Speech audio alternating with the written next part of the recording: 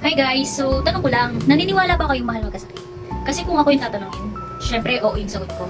Kasi nung nagkasakit ako, grabe sumakit lang yung ulo ko. Sunod-sunod na, nagkaroon ako ng sipon, nagkaroon ako ng ubo, and tumagal siya ng ilang araw. So, ang ending, magpapacheck up ako, bibili ako ng gamot. So, ang mahal talagang magkasakit.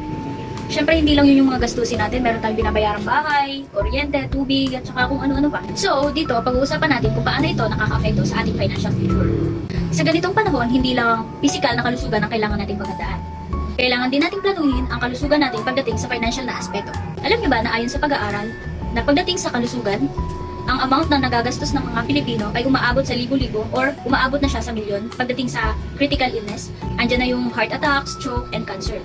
At ito ay madalas na hindi natin inaasahan. Katulad nung COVID-19, ng pandemya. Lahat naman tayo hindi natin inaasahan na magkakaroon pala ng ganitong sakit. At lahat tayo hindi tayo ready. Kaya importante may backup plan tayo. Kaya tanong ko sa iyo, may insurance ka na ba? Ano ang plano mo sa mga ganitong klaseng pagkakataon? Kung gusto mong magka-ideya kung paano maghanda sa mga ganitong klaseng sitwasyon, PM mo lang ako dito sa TikTok account ko or DM mo ako sa Blue App. Thank you! Bye-bye!